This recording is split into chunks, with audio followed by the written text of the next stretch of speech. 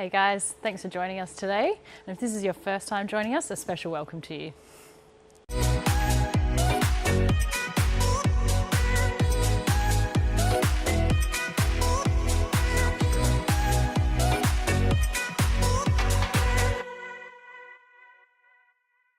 So if you love watching our videos every week, don't forget to like and subscribe. The links are down below. Our worship partner this week is Jonathan Traylor. If you'd like to sing along, the words will be down below. I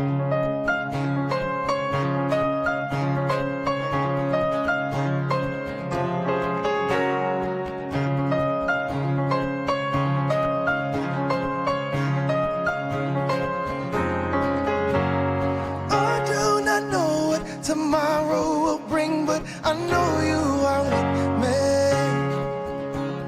And I do not know what the future will hold, but you never forsake me. In all my days, you never left my side.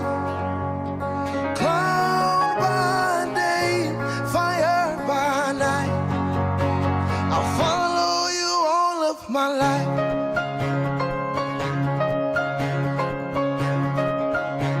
I'll follow you all of my life. Yeah. I could not win this battle on my own. I'm so glad you are for me. I've been in the fire, but you brought me out. No, you never forsake me. And all my days, you never left my side.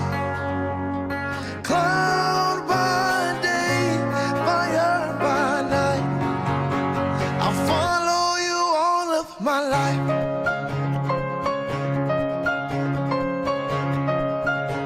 I'll follow you all of my life.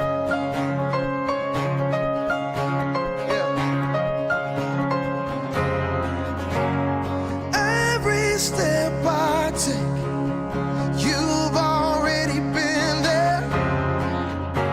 And every move I make, you've seen it before. So I won't turn back now, for you are with me. You have led me here, so I will trust in the Lord. Every step I take, you've already been there. And every move I make, you've seen it before. So I won't turn back now, for you are with me. You have led me here, so I will trust in the Lord. All my days, you never left my side. Cloud by day, fire by night, I'll follow you all of my life.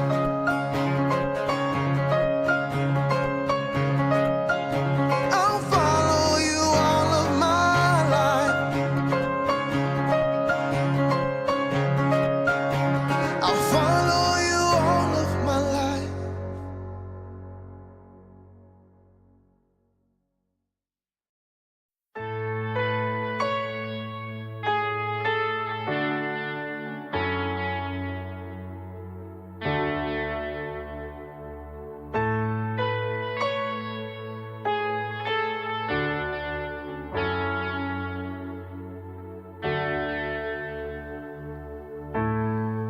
There is a table filled with the best food. Can you hear the Father calling? There's a seat just for you. And at this table, all is forgiven. Trading your chains of bondage for crowns of freedom. All are welcome at the table. There is a place just for you. No condemnation at the table. There is a place just for you, just for you.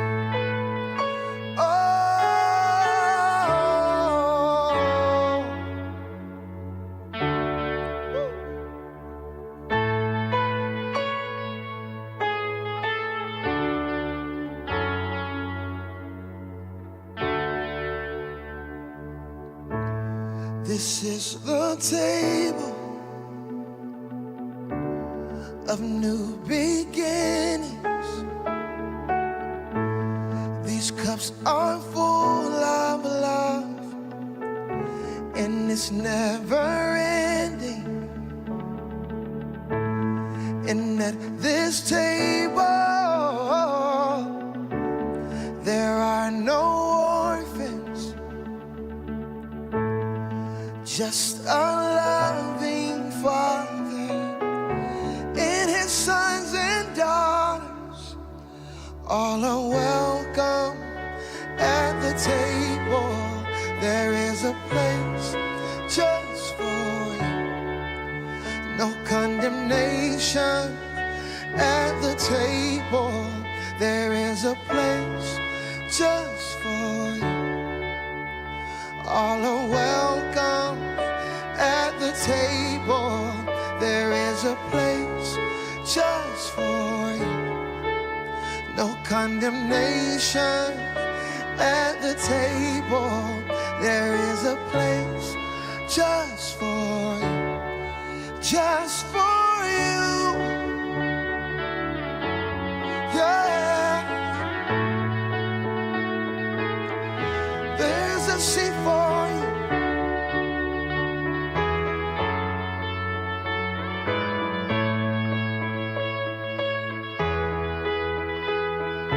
Leave your shame at the door. You won't need it anymore. And hold your head up high. This is the start of your new life. Leave your chains at the door. They can't hold you anymore. And hold your head up high. This is the start of your new life. All are welcome at the table. There is a place just for you. No condemnation at the table. There is a place just for you, just for you.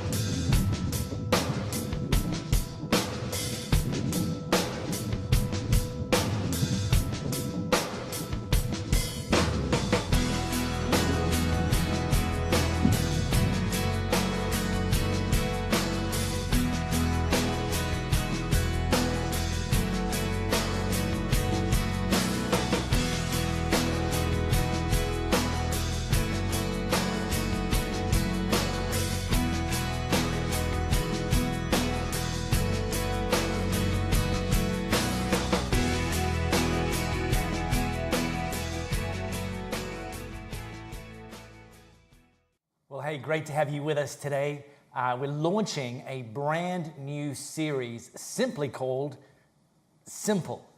And really it was sparked by a conversation that I was kind of sitting in on with some of our people just last week, where they were sharing their experiences of the people in their sphere's response when they talked about Jesus.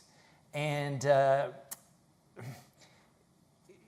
it was almost to a person that they had the response from their sphere when they talked about Jesus of the conversation quickly got derailed to things like bad church experiences and maybe misconceptions about who Jesus really is and how he kind of operates.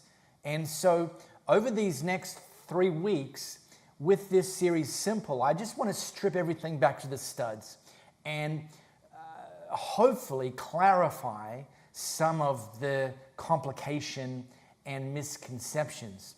One being that some people think that only good people can run to God and that bad people should run away from God. And then the thought follows on that if you're a bad person, but somehow you want to run to God, that you better get good first. You better fix everything first. And yet, when I read the biographies of Jesus, one of the things that's very, very clear is that people who weren't like Jesus liked Jesus. And Jesus liked people who weren't like him. And it's very important to understand that Jesus came to offer a very different and a new and a better paradigm about how we can actually have a personal connection to God. And when he came to introduce that, it was very, very radical and very, very different from the experience of the Jewish people that he found himself dropped into. Because their relationship with God was very much framed within a system, and that they had to operate within that system. And one of the expectations of that system is that they were expected to live holier than they ever could in order to get on God's good side. You know, living with the assumption that, yeah, I know God loves me, but I don't think he actually likes me. And they could never get out from under that with the system that existed. And so Jesus came to introduce a new paradigm. And he kicked off this paradigm with a very simple invitation. And he gave that invitation to people 2,000 years ago, and he's been extending that exact same invitation ever since, including today, and including you and me in this invitation. So what I want you to do, if you've got your Bible or your Bible app, how about you open that up to Matthew chapter 9. So Matthew is one of Jesus' biographers. And in fact, the last series we just finished, The Joy Factor, we took what's known as chapter 5, chapter 6, chapter 7, and then last week, chapter 8, and looked at some of the highlight reel of Jesus' teaching and Jesus' actions. Now I'm going to take us to the very next chapter, but strongly encourage you, if you haven't already, to go back to Matthew chapter 5 and read 5, 6, 7, and 8. And then we're going to drop into chapter 9 today. And the context that I'm going to drop us into was Jesus' interaction with a tax collector, a Jewish tax collector. Now, a Jewish tax collector was actually contracted by Rome to collect taxes on behalf of Rome, because Rome largely funded the expansion of its empire through taxes. Let me bring you up to speed with some of the things that they taxed. They imposed an income tax, a land tax, tax on wine, on fruit, on grain. There were tolls on bridges and roads and gates. There were direct import taxes, export taxes, harbor taxes, town taxes. And the Roman Empire essentially sold the rights to people to be able to collect those taxes, like a franchise kind of thing. And so in the Jewish community, you know, there was Jewish people who bought those rights, bought the license to collect taxes on behalf of Rome. And what they would do, when they were actually allowed to do it, is they would be able to impose an additional fee, which was kind of like their commission for collecting their taxes. But it didn't stop there. They were also able to subcontract other people to collect taxes under their license. And each of those subcontractors was able to add their own commission as well. And so this just got layered and layered and layered. And in fact, in the day, they were known as, or referred to as, licensed robbers. And because they were effectively not only collecting money from their own people for the Romans, they were also ripping their own people off in addition to line their own pockets. And so they became the most despised group of people in the entire Jewish world. It's so much so that Jesus' biographers, when they talked about baddies, gave tax collectors their own category. They used the expression sinners and tax collectors. Sinners included like prostitutes and serial killers, and then tax collectors had their own category and were considered far worse. That's what I'm dropping us into today. And so Jesus, he'd just been healing people, and then Matthew picks up the next thing. As Jesus went from there, he saw a man named Matthew, which, by the way, is the guy writing this, sitting at the tax collector's booth. He was a tax collector. Jesus simply said to him, "Follow me." Jesus approached the worst of the worst, got up close, got intimate, and gave him a very personal invitation. And so if you're someone who's bought into the notion that the bad things you've done disqualifies you from ever having a relationship with God, I hope this very, very moment in history is good news for you. You know, if you've brought into the notion that the only way to get close to God is to follow a long list of do's and don'ts and follow them perfectly, and if you don't, you can't get close to God. Well, I hope right now that this very moment in history where Jesus approached the worst of the worst, got personal with him and invited him to follow him, is good news for you. But just as telling to understand what Jesus didn't say to Matthew. You know, Jesus didn't say, "You're a disgrace to your people, disgrace to your family, you're a disgrace."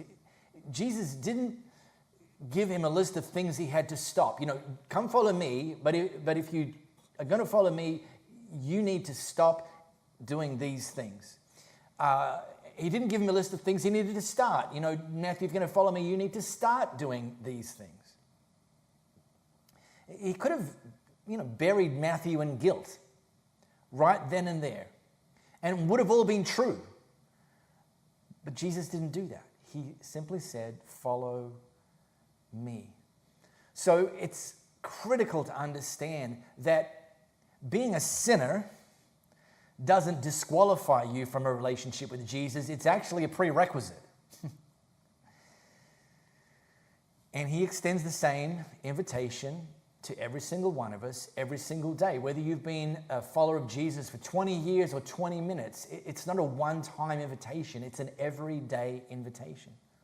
Whether you've never made the decision to follow Jesus, and I'm going to talk about that next week, but he extends that invitation to you right here and now. Even if you haven't fully got to the place where you believe that he's the Son of God, you can actually start following him, just like the invitation he gave to Matthew.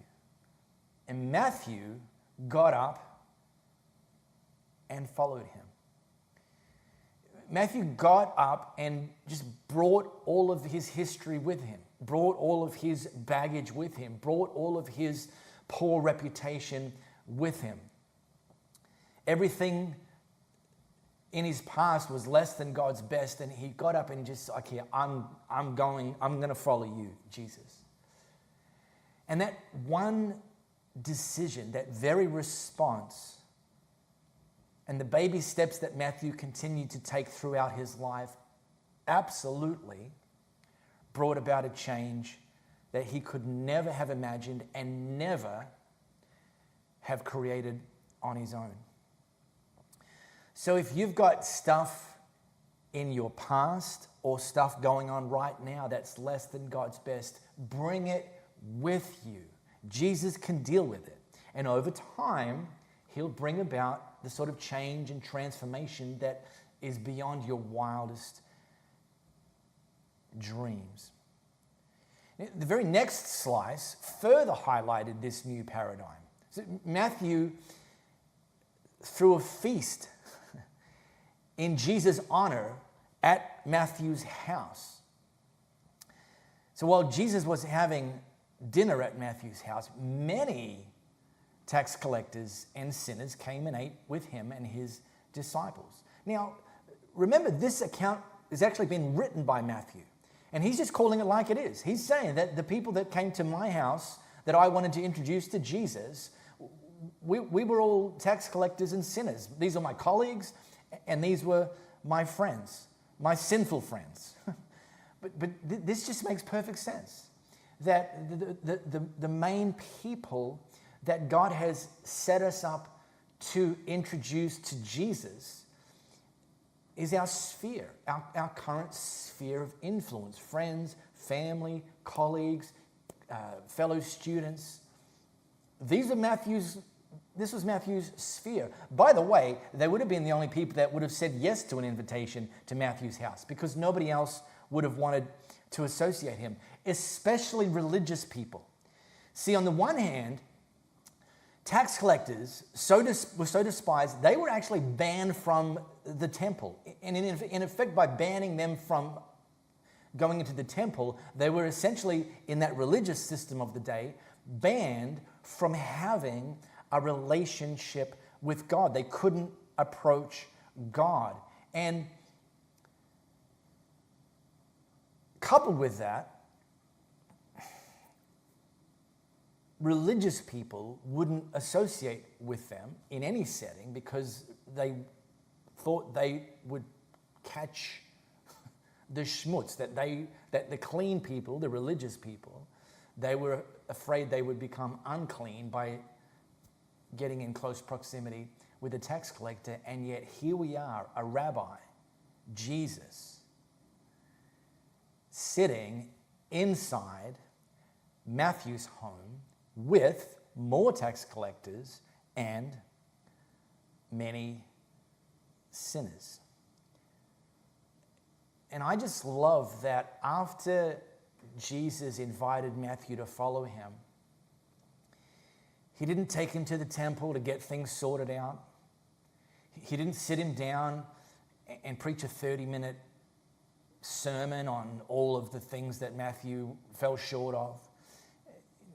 He went home with Matthew before he made any changes, because Jesus understood, and Jesus understands, that change begins in his presence. Change begins with his being with us. And in fact, the invitation comes before the relationship. Matthew had no relationship with Jesus, and Jesus invited him to come follow him, and then ultimately invited him into a relationship. And then our change comes as a response to that.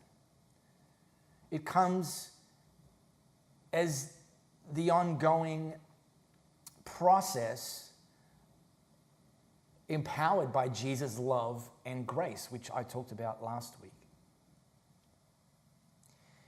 And this might seem weird to you if this isn't your experience or your understanding of church. Some of you, may have been told that you had to get things right before you could approach Jesus. That Jesus' message to you is, look, go fix yourself and then give me a call. But we're reading Matthew's account, and this is the real Jesus, the real version.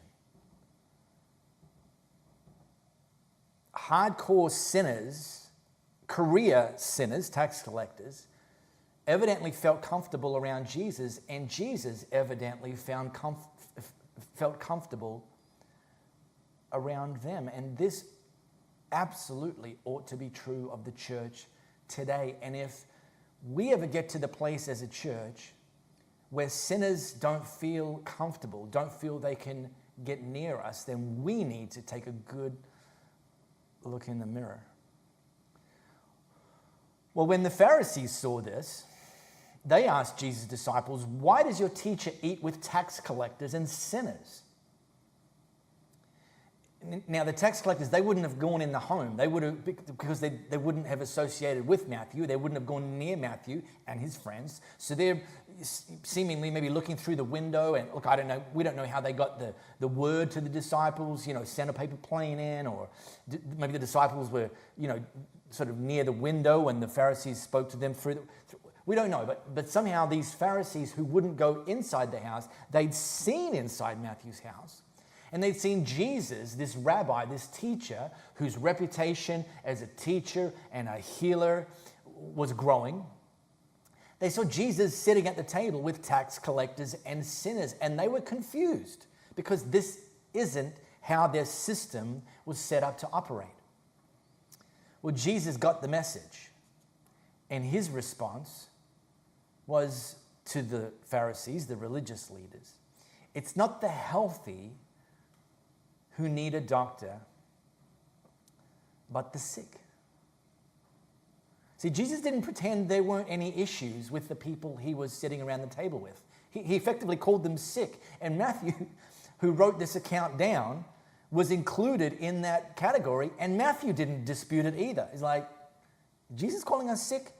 Yeah, I guess we are. Okay, that's us. We need a doctor. No denial from Jesus, no denial from Matthew and his cohort.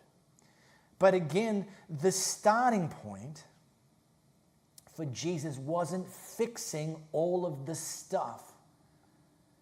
The starting point was the invitation to follow him, which was in absolute 180 degrees contrast with the religious system that the Pharisees operated in and that people were expected to operate in.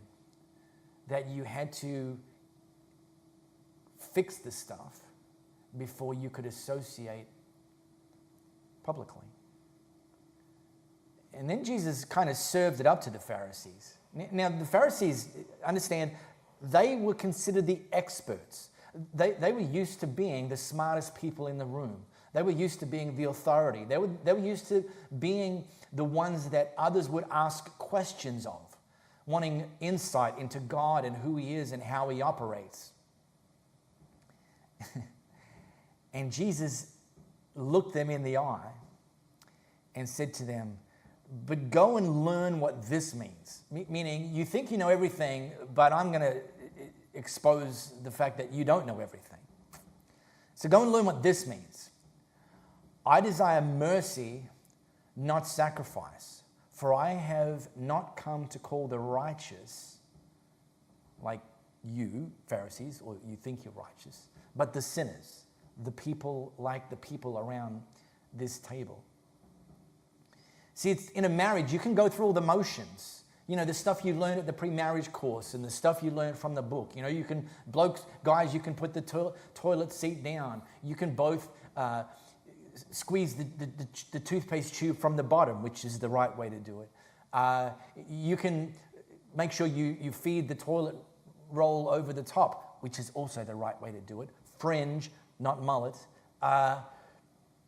You can do all that. You can go through all the motions. But if there is no relationship of love and joy in your marriage, then you're just housemates. And Jesus is more interested in the relationship than the routine. Yeah, routines matter, but they're not the end in and of themselves. They're the things that help grease the wheels of the relationship. They actually lead us places. They actually remove obstacles and blockages. And Jesus was confronting the religious leaders with the reality that they had made the routines an end in and of themselves. And they'd forgotten that the routines were only ever designed to lead people into a relationship with God. Now, here's a bonus thought, by the way, and this is especially important for church veterans, but it's important for all of us. It's this idea that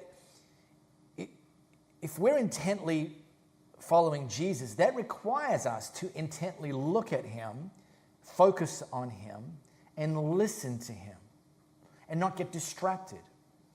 And if we're doing that, then by definition, we won't have time to judge where other people are at.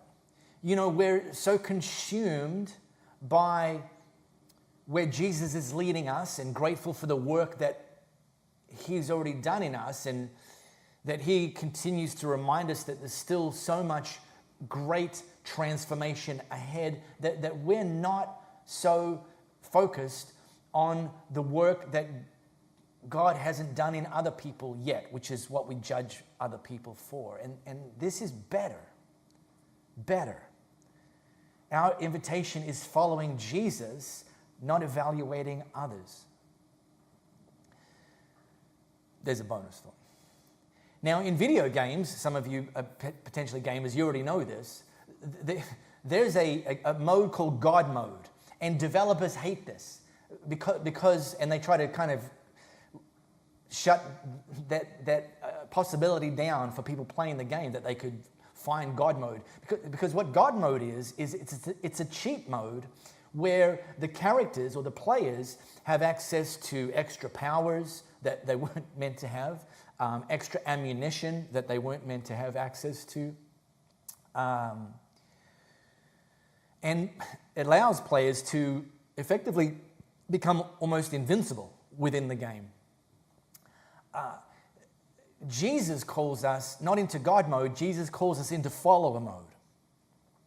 And it won't make us invincible, at least not while we're on this earth, but it will give us access to extra powers, extra ammunition, and it will give us access to perspectives that we wouldn't arrive at on our own. And Jesus calls us to live constantly in follower mode. Not a one-time invitation, not just a one-off event. Every single day, live in follower mode, and he will lead you to better. You know, I've never, ever, in my 3 decades as a Jesus follower, I've never met anybody who's been following Jesus intently for a lengthy period of time. I've never met anybody who's ever told me that they regret that. Regret living in follower mode. So I want to encourage you to accept that invitation. If you've never accepted that invitation before from Jesus to follow him, make that your decision today. Just like Matthew did, get up and follow Jesus. If you've made that decision before, then guess what? The invitation loops back today. Follow Jesus today. Follow Jesus tomorrow. Follow Jesus next week, next month, next year, next decade, and he will continue to lead you to better. So if you've been able to give before, we really appreciate it. If you'd like to do it this week, the links are down below. Thanks for tuning in today, guys. We love having you here. Hope to see you next week.